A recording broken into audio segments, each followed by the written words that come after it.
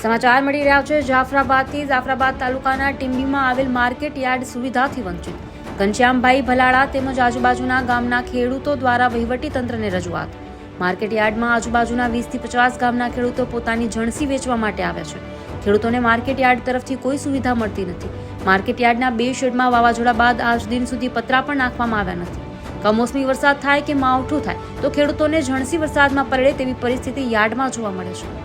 યાર્ડમાં ખેડૂતો માટે ફિલ્ટર પાણી કે આરઓ પાણીની સુવિધા પણ નથી। યાર્ડની અંદર સીસીટીવી કેમેરા પણ ન હોવાથી ખેડૂતોની જણસી રામ ભરોસે ન તો કોઈ ગેટ પાસ છે ન તો યાર્ડમાં કોઈ ટોકન પદ્ધતિ। ખેડૂતો પોતાની જણસી વેચવા આવે તો રેઢિયાર ઢોર ખૂબ જ ત્રાસ। રેઢિયાર ઢોરના ત્રાસને લીધે ખેડૂતોને સમય બરબાદ કરીને 2 જણને ફરજિયાત રહેવું પડે છે।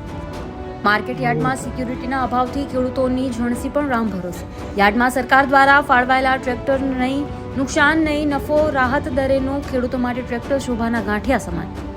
આવી અનેક સમસ્યાથી ખદબદતું ટીંબી માર્કેટ યાર્ડ જોવા મળે છે। આજે સરકાર દ્વારા ઠેર ઠેર સ્વચ્છતા અભિયાન અને ખેડૂતો માટે 2022માં બમણી આવકની વાતો થાય છે તે દાવા સાવ વાહિયાત અને પોકળ સાબિત થઈ રહ્યા છે। આ બાબતે ટીંબી ગામના જાગૃત અને પ્રગતિશીલ ખેડૂત ઘનશ્યામભાઈ ભાલાળા તેમજ આજુબાજુના ખેડૂતો દ્વારા તંત્રને રજૂઆત કરી છે। તેમ છતાં તંત્ર આંખ આડા કાન કરી રહ્યું છે। ક્યાંય ને ક્યાંય એવું લાગી રહ્યું છે કે આ તંત્રના પાપે આ યાર્ડ હવે ખરેખર રામ ભરોસા ઉપર જ ચાલે છે। બ્યુરો રિપોર્ટ સોહિલ બમાણી સાથે યોગેશ ઉનડકટ, ન્યૂઝ ટુડે।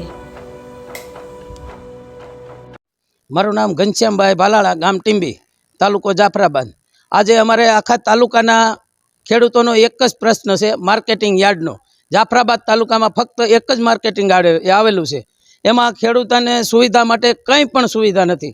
આજે ખેડૂતો, હજારો ખેડૂતો જેની જણસી વેચવા આવે છે, પણ ખેડૂતોને અહીંયા પાણી પીવાનું પાણીનું સુવિધા નથી, આરઓ ફિલ્ટર નથી, પછી કોઈ સિક્યુરિટી નથી, સીસીટીવી કેમેરા નથી।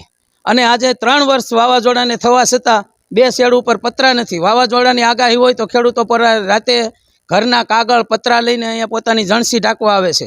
સીસીટીવી કેમેરા નથી, કોઈનો માલ ચોરાઈ જાય તો કોની જવાબદારી?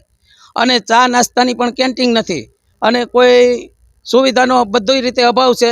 ગેટેથી માલ ઢોરનો એટલો પણ ત્રાસ છે કે ફરજિયાત 2 જણાને પોતાની જણસી લેવા આવવું પડે છે, કારણ કે એક તો પશુને ઢોરને ખૂટિયા આંકવામાં જ રહી છે।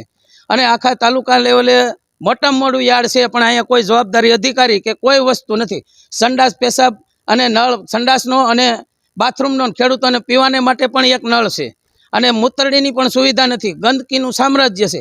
કોઈ પણ અધિકારી કે પદ અધિકારી કે નેતા અહીંયા કોઈ આ યાર્ડની જવાબદારી લેવા તૈયાર નથી। રામ ભરોસે પોતાનો માલ જોખાય છે। એટલે તાત્કાલિક સરકારને એટલી રજૂઆત કરીએ છીએ કે ખેડૂતોને માટે આ યાર્ડમાં પૂરી સુવિધા આપે। આજે ખેડૂતો એવા બણગા ફૂકે છે કે 2022માં ખેડૂતોની ડબલ આવક કરીશું, અને સરકાર ડબલ એન્જિનની સરકાર છે। ગતિશીલ ગુજરાત છે, પણ ટીંબીની અંદર ગતિશીલ ગુજરાત નહીં પણ અધોગતિ ગુજરાત તરીકે ઓળખાય એવું ટીંબીનું માર્કેટ યાર્ડ મોડેલ છે। જેને જોવું હોય તે 2 દિવસમાં જોઈ જાય અને આ તાત્કાલિક સુવિધા કરે એવું તમામ ખેડૂતોનું કહેવાનું છે। જય હિન્દ, જય કિસાન, જય ભારત।